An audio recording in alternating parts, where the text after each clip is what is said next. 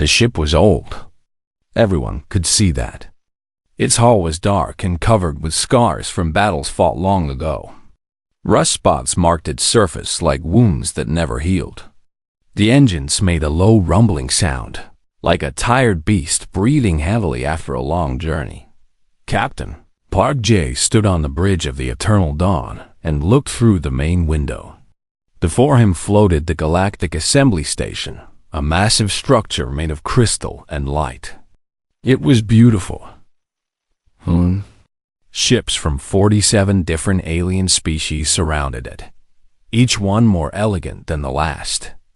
Their hulls shined like diamonds. Their engines hummed with quiet power. They made the Eternal Dawn look like a beggar standing among kings. "We have arrived, Captain," said Navigator Kim Nari, a young woman on her first deep space mission. Her eyes were wide as she looked at the alien ships. "I never imagined they would be so beautiful." "Beautiful things are not always strong things," Captain Park J replied. His voice was calm and deep. At 52 years old, he had learned that lesson many times. Lieutenant Yoon Hana sat at the weapons console. Her face showed no emotion as she watched the alien vessels on her screen. "They are scanning us," she said, "probably laughing at what they see." "Let them laugh," said Chief Engineer Quan Tae from his station. He was an older man with gray hair and oil stains on his uniform. He had kept the Eternal Dawn running for 30 years with nothing but spare parts and stubbornness. "This old girl has more fight in her than all those pretty ships combined." The Eternal Dawn was 300 years old. It was built during humanity's first war among the stars, when Earth was young and desperate. Back then, humans did not have elegant technology. They had steel and fire and the will to survive. The ship was a relic from those dark days. The last warship humanity possessed after the Great Collapse destroyed Earth's shipyards 2 centuries ago. A message came through the communication system. "Human vessel, you are cleared for diplomatic approach. Proceed to docking port 7. Welcome to the Unity Summit."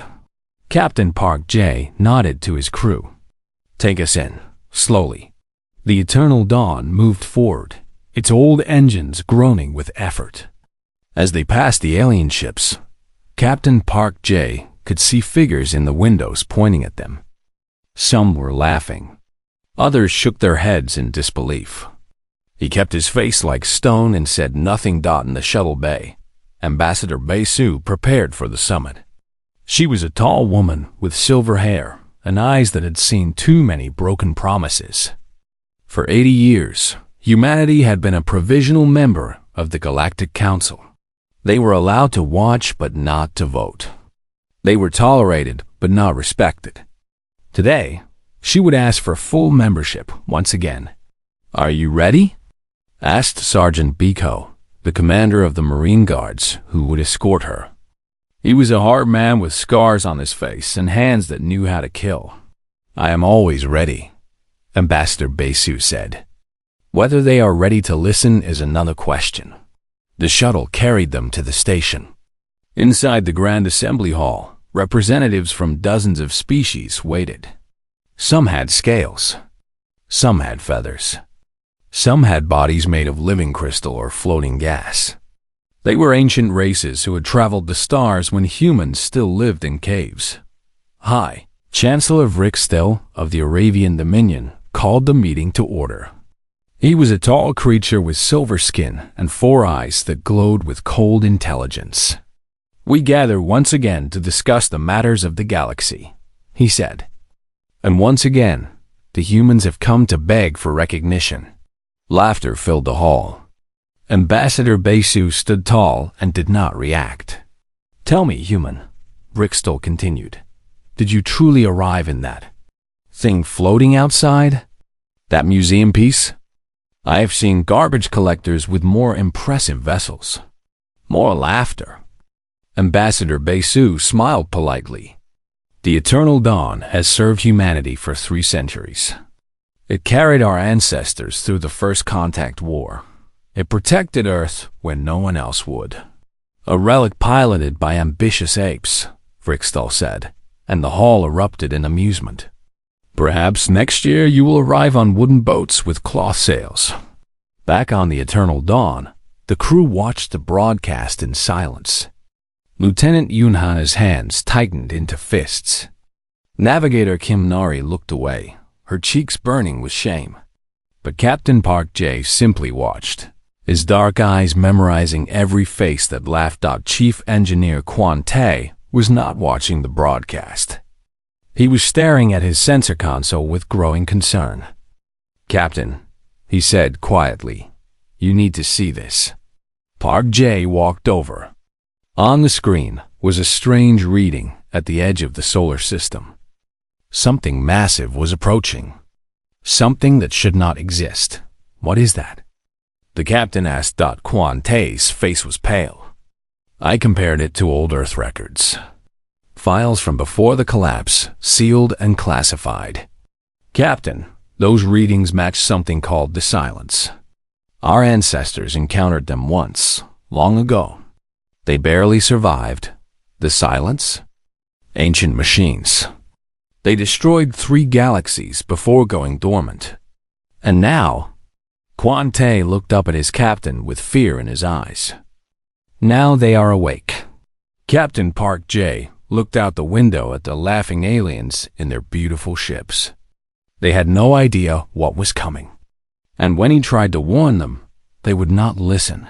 The old captain turned back to his crew. "Prepare the ship," he said quietly. "I have a feeling we will need her soon." In the darkness of space, the anomaly grew larger. And somewhere in the void, ancient machines opened their eyes for the first time in 10,000 years. The Grand Assembly Hall was filled with noise. Representatives argued and debated while Ambassador Bae-Soo waited for her turn to speak. She had waited 80 years for this moment. Humanity had waited 80 years. High Chancellor Frickstall raised his four-fingered hand, and the hall fell silent. "We shall now vote on the matter of human membership," he announced. "All in favor of granting full status to the human species?" 6 lights turned green. 6 out of 47. All opposed?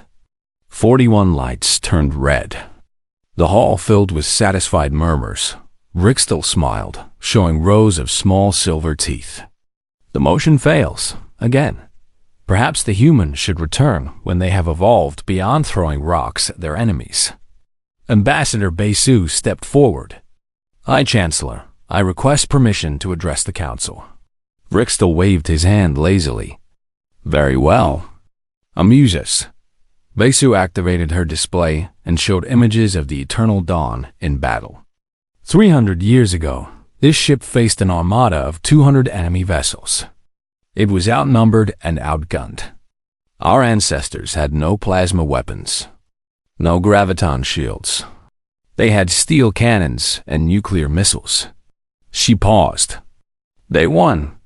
They destroyed every enemy ship and returned home. The council laughed even harder than before. "Combustion weapons." One delegate shouted. "They still use combustion weapons." "Kinetic projectiles." Another mocked. "Bullets." In the age of plasma and antimatter. Frickstall shook his head slowly. "Ambassador, do you not see how embarrassing this is? You brag about your primitive violence as if it were something to be proud of. We have moved beyond such barbaric methods. We command the very forces of the universe. You throw metal at your problems." Ambassador Bae-Soo kept her dignity. "Sometimes the old ways are the strongest ways, High Chancellor." "And sometimes," Frickstall replied, "children should know their place." On the Eternal Dawn, Chief Engineer Kwon Tae worked frantically at his console. He had spent hours searching through ancient Earth archives, files that had been sealed since before the collapse. What he found made his blood run cold. "Captain," he called out, "I have confirmed it. The readings match exactly. It is the Harvester fleet." Captain Park Jae stood beside him, reading the data. Tell me everything. The harvesters are ancient machines. They existed before most species in this galaxy were born. They travel from galaxy to galaxy, consuming everything. They went dormant 10,000 years ago, and everyone thought they were gone forever. Quan Te looked up. They were wrong. Lieutenant Yunhana checked her tactical display. I am reading over 200 vessels emerging from fold space. Each one is the size of a moon. Navigator Kimnari gasped. That is not possible. Nothing is that big. The harvesters are, Quan Te said grimly. Captain Park J opened the communication channel to the assembly station. This is Captain Park J of the human vessel Eternal Dawn. I must speak with High Chancellor Vrixtel immediately. There is an emergency. The response came quickly. Human vessel. The High Chancellor is busy with important matters. Your concerns can wait. They cannot wait. There is a fleet of ancient machines approaching this system. They will kill everyone if we do not act now. There was a pause, then Vrixtel's voice came through, dripping with contempt. Ancient machines? Captain, your species has been telling stories of monsters in the dark since you lived in caves. We have sensors that can detect a grain of sand across the galaxy. There is nothing approaching this system. Your sensors are wrong. The harvesters use technology your systems cannot detect. I have records from Earth's first encounter with them. Please, you must listen. Vrixtel laughed. Human hysteria.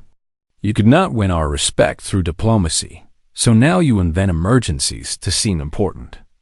This communication is ended. The channel went dead. Captain Park J stood in silence for a long moment. Then he turned to his crew. Prepare the ship for battle. Petty Officer Cho Jin, the young communications officer, suddenly sat up straight. Captain, I am receiving a transmission. It is not from the station. Who is it from? Unknown source, but his face went pale. It is coming from everywhere at once. The transmission played through the bridge speakers. It was not a voice. It was something cold and mechanical, like metal grinding against metal. Organic interference detected. Commencing sterilization. On every ship, on every station, the message repeated. Lieutenant Yunhana checked her sensors again. Her usual calm expression cracked slightly. The harvester fleet has fully emerged from fold space. They are heading directly for the assembly station. Through the bridge window, Captain Park J could see the alien defense fleet powering up their weapons. 50 beautiful ships with elegant designs and advanced technology. They looked confident. They looked powerful. They had no idea they were about to die. A secret communication came through on a private channel. Human vessel, this is Counselor Elithra of the Seraph. I believe you. My people have legends of the harvesters. The council will not listen, but I will. What can we do? Captain Park J looked at the incoming fleet of moon-sized machines. He thought about the laughter of the council. He thought about 80 years of mockery and rejection. Then he looked at his old ship. His battered, rusted, primitive old ship. Tell any ships that will listen to fall back, he said. Get behind the Eternal Dawn. Behind you? Elithra sounded confused. What can one ancient ship do against that? Captain Park J smiled for the first time in days. You are about to find out. The first harvester weapons fired, and the sky turned to fire. The Galactic fleet attacked with everything they had. Plasma beams as bright as stars shot across the void. Graviton pulses bent the fabric of space itself. Antimatter torpedoes exploded with the fury of dying suns. It was the most powerful display of technology the galaxy had ever seen. It did nothing. The harvester shields absorbed every beam of energy. They drank in the plasma like it was water. The graviton pulses simply bounced away. The antimatter explosions washed over the massive machines without leaving a single mark. Then the harvesters fired back. Captain Park J watched from the bridge of the Eternal Dawn as the Aravian flagship, the Pride of Arav, was sliced in half by a single beam of red light. The ship was 3 kilometers long and had taken 50 years to build. It died in 2 seconds. Its pieces drifted apart, glowing with fire and escaping atmosphere. "No," whispered Navigator Kim Nari. "That is not possible." "Their shields adapt to energy weapons," said Lieutenant Yoon Ha, studying her sensors. "Every time the fleet fires, the harvesters learn. They become immune. Energy-based weapons are useless against them." On the communication channels, panic spread like wildfire. Alien commanders screamed orders. Crews begged for help.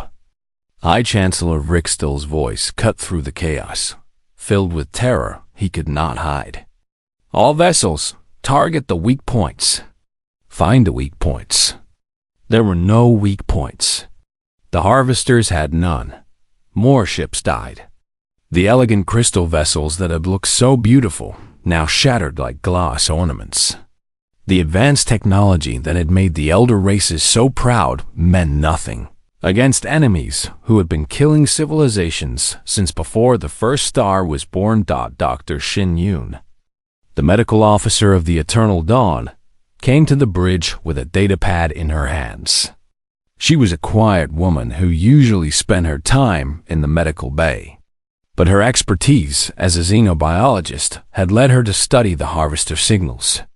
"Captain, I have analyzed their communication patterns," she said. "The harvesters were designed to fight civilizations that use energy-based technology. Their entire defensive system is built around absorbing and redirecting energy. That is why nothing works against them." Captain Park J nodded slowly. "But we do not use energy weapons." "No, sir. We use kinetic weapons. Simple mass moving at high speed. There is nothing to absorb, nothing to adapt to. A bullet is just a piece of metal. It does not care about shields." Lieutenant Yoon-hana turned in her chair. A rare smile crossed her cold face. "They built their defenses against gods. They never considered they might face savages with guns." "Savages," Captain Park J repeated. "They called us that many times. Perhaps it is time to show them what savages can do." He pressed the ship-wide communication button. "All hands, this is the captain. We are going to fight. I know this ship is old. I know our weapons are considered primitive. But those primitive weapons are the only things that can hurt those machines. Today, we prove that humanity never forgot how to wage war. Battle stations.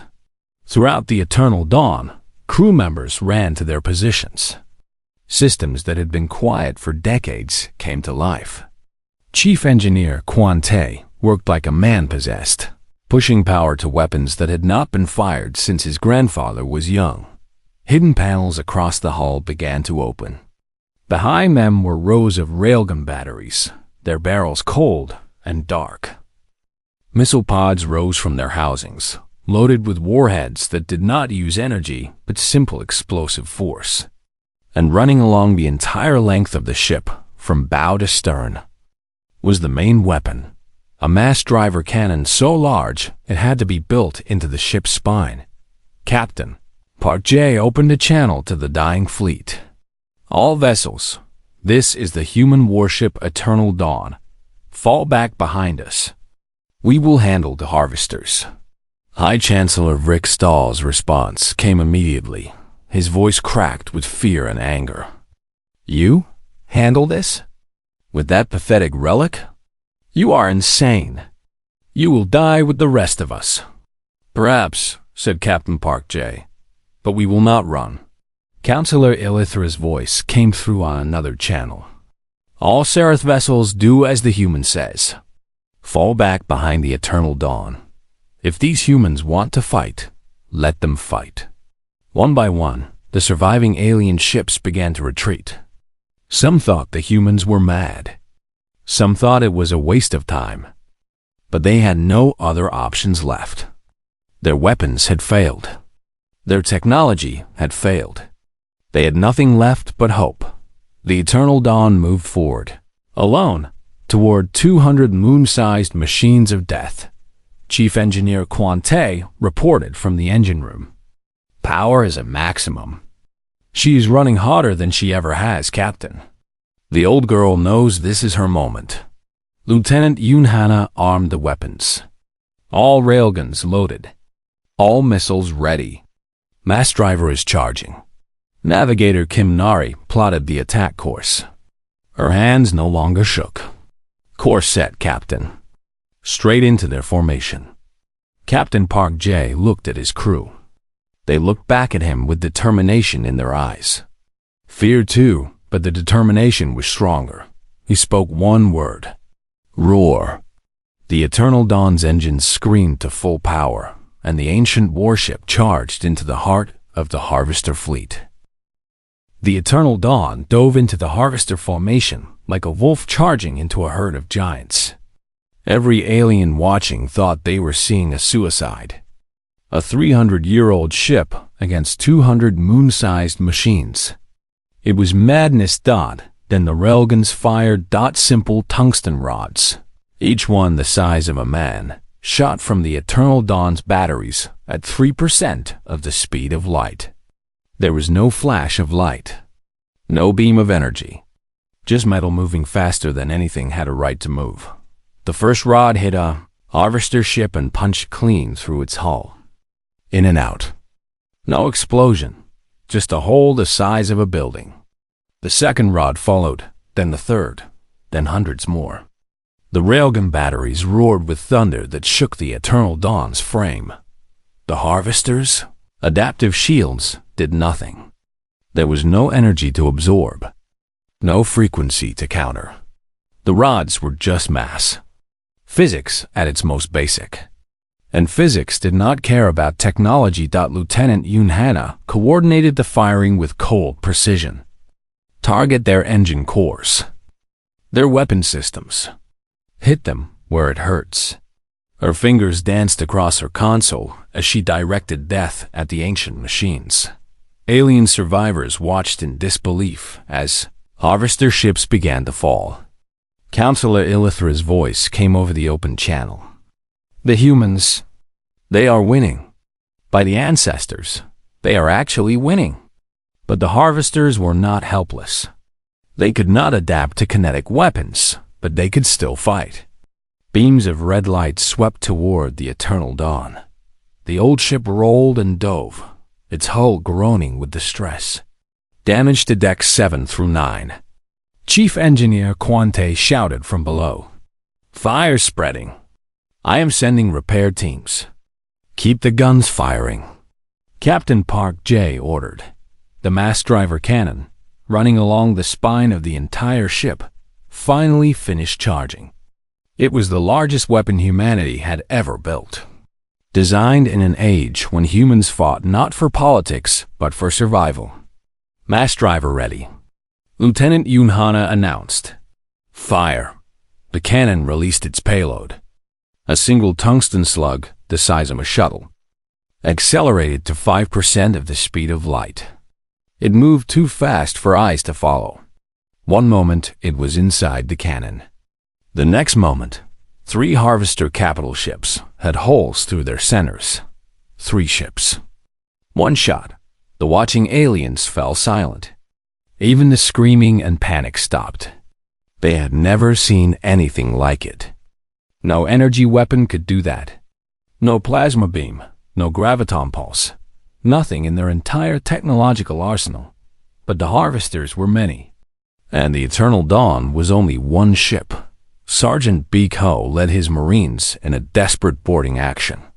They used a shuttle to crash directly into a disabled Harvester vessel, cutting through its hull with torches and explosives. Inside, they found corridors of black metal and cold machinery. No life, no mercy. Just machines designed to kill. Plant the charges. Beak Ho ordered. His Marines moved quickly, placing explosives at critical points. We have 3 minutes to get out. They barely made it. The shuttle pulled away, just as the harvester ship exploded from within, its core detonating in a flash of blue fire. Back on the Eternal Dawn, the situation grew worse. The harvesters had changed tactics. They could not shoot down the human ship, so they began to ram it. Massive machines, each the size of a moon, simply drove themselves at the little warship. Navigator Kim Nari performed miracles at her console. She plotted courses through debris fields and between colliding vessels. She threaded needles that should have been impossible. The Eternal Dawn twisted and rolled like a dancer, avoiding death by meters, but they could not avoid everything. A harvester drone slammed into the port side of the ship. Metal screamed as the hull cracked. Atmosphere vented into space. Crew members died at their posts. "We have lost 30% of our combat capability," Quan Tay reported. "Engines are failing. I cannot hold her together much longer." Captain Park Jae gripped his chair as the ship shook around him. Blood ran down his face from a cut on his forehead. "How many harvesters are left?" 47 destroyed, Yoon Hana replied, her voice still calm despite the chaos. 153 remain. Too many. They had done the impossible, but it was not enough. Then the harvester command ship turned its attention to them. It was the largest machine in the fleet, 10 times the size of its brothers. It moved with terrible purpose, its weapons charging with red light. "That ship controls the others," Dr. Shin Yoon said from her station. "If we destroy it, the rest may shut down. They are networked to a central intelligence." Captain Park Jae looked at the monster approaching them. He looked at his battered crew, his burning ship, his dying dream. Then he made a decision. "Quan Tay," he said slowly, "go to Cargo Bay 7. Unseal the Hammer of Soul." The bridge fell silent. Even Lieutenant Yoon Hana's calm cracked. "Captain, that weapon was sealed by treaty. It was never meant to be used again. Treaties do not matter when the galaxy is dying." Captain Park Jae stood from his chair and faced his crew. "Today, we show them how humanity ends wars. In the cargo bay, behind locks that had been closed for 2 centuries, something ancient and terrible waited to be awakened. The Hammer of Soul was humanity's darkest secret. It was built during the First Contact War, when humans learned that the universe was not kind, and mercy was a luxury they could not afford. It was a ship-to-ship nuclear lance, a guided warhead designed to be fired from the mass driver at near light speed. The energy of 100 nuclear bombs focused into a single point. It had been used once. An entire enemy homeworld had burned. After that, humanity sealed it away and swore never to use it again. The treaty was signed in blood and tears. But the treaty makers were long dead, and the galaxy was dying. Chief Engineer Quan Tay returned to the bridge with fear in his eyes. "The hammer is ready, Captain. But you need to know, the backblast from firing it at this range will likely destroy us too." Captain Park Jae nodded slowly. "I know." Captain Euro, Navigator Kim Nari started. "I know," he repeated. "All non-essential crew will evacuate in the escape pods." "That is an order." Lieutenant Yoon Hana stood from her console. "I am staying." "Hana Euro, I am staying." Her voice was firm. "You need someone to aim the weapon." "That is my job." Quan Tay crossed his arms. "Someone has to keep the engines running long enough to fire." "That is my job." One by one, the bridge crew refused to leave. Petty Officer Cho Jin stayed at communications. Dr. Shin Yoon remained at her station. Even Navigator Kim Nari, the youngest of them all, shook her head when ordered to the escape pods. "We are human," she said simply. "We do not abandon our people." Captain Park Jae looked at them with something that might have been tears in his eyes. "Then let us make this count." On the assembly station, Ambassador Bae Su watched the battle through a viewport. Around her, alien diplomats prayed to God she did not know. She opened a channel to every ship, every station, every corner of the system. This is Ambassador Besu of Earth. What you are about to see is humanity. We do not kneel. We do not beg. And we do not surrender. Remember us. The Eternal Dawn turned to face the Harvester command ship. Its hull was broken and burning. Fires raged on a dozen decks. Half the crew was dead or wounded. But the old ship still moved. It still fought. The mass driver cannon began to charge, drawing every last bit of power the ship could produce. Lights flickered and died throughout the vessel. Life support failed on the lower decks. But the cannon charged. The Harvester command ship fired its weapons, but the Eternal Dawn did not try to dodge. It took the hits and kept coming. Metal melted and atmosphere screamed into the void. Still it came. Cannon at full charge, Lieutenant Yunhana announced. Her voice was steady. Her hands did not shake.